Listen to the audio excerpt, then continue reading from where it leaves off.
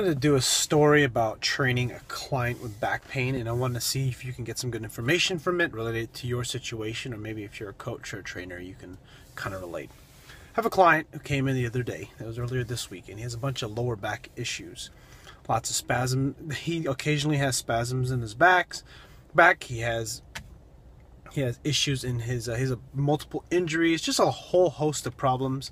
And I told him that we need to get him to squat, and he basically objected and actually was afraid to. He doesn't want to do a squat because he will get hurt, or he feels he'll get hurt. And this is probably true. I asked him to see if he can squat, and he squatted about maybe I want to say a fifth of the way. It was pretty low. It was pretty high squat. And I asked him to touch his toes, and he demonstrated very little hip flexion. Basically, he just, I want to say, he did about, if you're like this, maybe about that much, maybe a little bit more, because thoracic rounding. So anyways, my point is that I wanted to do an assessment. So the first thing I started doing was going over a box squat, a high box squat, and just him sitting down and then getting back up. That's all I had him do. And I wanted to see if he had pain. He did have a little bit of tightness in his lower back when his feet were close. When he brought his feet wider, it made things less painful and less difficult in the back. So then what I did next with him was ask him to touch his toes, like a fake Romanian deadlift, or imitate a Romanian deadlift, bringing nothing, just his hands, and to get him to bend his knees. And one of the interesting things that I see a lot in people with back pain, with lots of issues, people who complain about having tight hamstrings, just tight muscles, is this forward lean into the balls of their feet and loading into the upper back and the lower back. And this is a load error. This is one of the biggest common problems when people get hurt in their lower back, or why people have low back and the low back pain or low back tightness in the first place, is poor motor control. They don't use their hips to load first. When they reach down for something on the ground without bending the knees enough, what they end up doing is they allow the lack of dorsiflexion or lack of ankle mobility makes them roll into the balls of their feet, which kind of change their position of their balance, which forces them to kind of tip forward more, where their upper back is kind of going over their toes. Think of it as a really, really bad deadlift, if that makes any sense.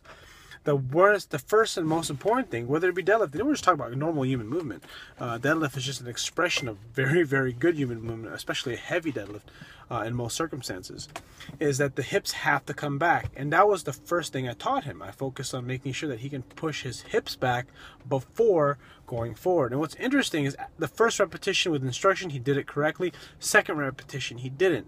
Third repetition, it got worse. It's a very gradual onset of very poor form or bad motor control. And then what ended up happening next was that as he was coming back up from the deadlift, or the fake Romanian deadlift, or basically just from a kind of a half toe touch, if that makes any sense, he exhibited the lower back started to go into extension. So it was interesting because as he went down and he went back up, his lower back remained pretty flat. And then he went down again, and then he went back up. He expressed a little bit of extension because I put my fingers on his mid to low back, and then he did it again.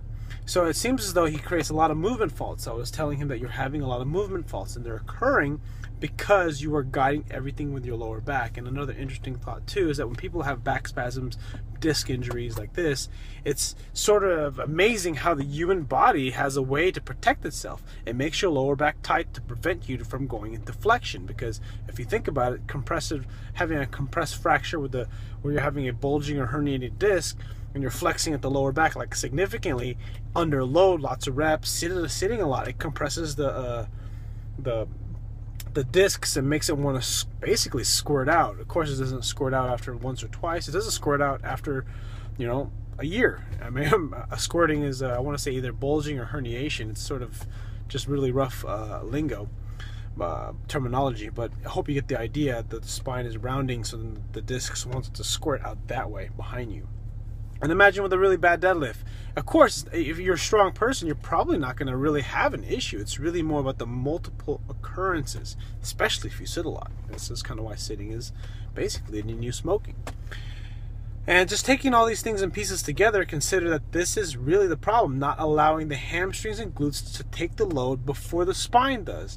So what happens is spine is loading first, on the way down, reaching for his toes, and then on the way up, he wants to guide with his lower back instead of pulling with his hips, hamstrings, and glutes. This is the other reason why people's lower back gets fried a lot when they deadlift, is because they don't allow the hips and hamstrings, the glutes, to lift the torso. The spine is not really supposed to move. There should be no, of course there's some room in there for flexion and extension. The goal though is to not really do that, especially under heavy load. And when you're in a lot of pain already and you have existing injuries, you kind of have no options if you want this to remain pain-free. So those are some thoughts. Wanted to see if you like this video. If you find this interesting, I'll talk about it more because this is a really cool topic. I'll actually make another video about it because I freaking love this stuff. Hope you got a lot out of it. Click like if you haven't already. If you haven't already, leave a comment below. I'll see you guys in the next one.